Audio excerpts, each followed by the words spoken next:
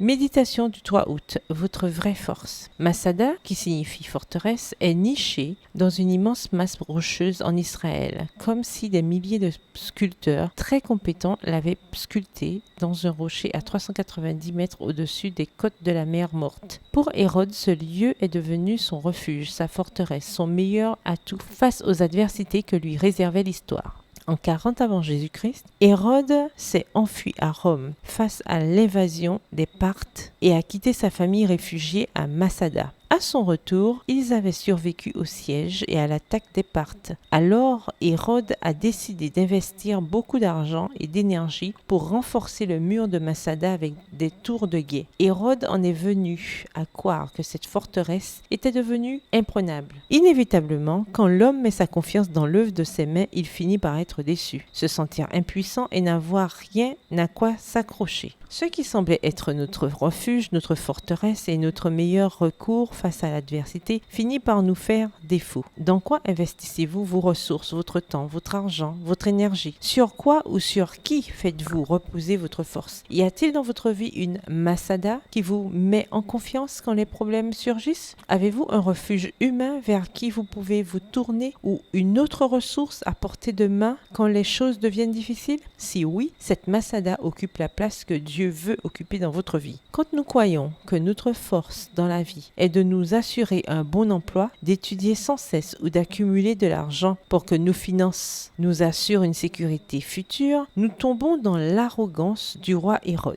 La Bible nous invite à n'avoir que Dieu comme source de notre force, parce que le Seigneur est pour nous un roc, un refuge où je suis en sécurité. 2 Samuel 22, le verset 2 de la Bible en français courant. Et comment faire pour recevoir cette force qui vient de Dieu? En ayant foi en lui. Cher ami, ne continuez pas à essayer de surmonter les difficultés de la vie par vous-même, en faisant confiance aux forteresses que vous avez taillées autour de vous. Ces forteresses chancelleront, mais Dieu ne vous fera pas défaut. Fortifiez-vous en lui, mettez votre foi en lui. Assurez-vous de partir ce matin en vous ancrant d'abord en lui. Verset du jour, Éternel, mon roc, ma forteresse, mon libérateur, mon Dieu, mon rocher, où je me réfugie, mon bouclier, la force qui me sauve, ma haute retraite. Psaume 18, le verset 3. Bonne journée, que l'Éternel vous bénisse.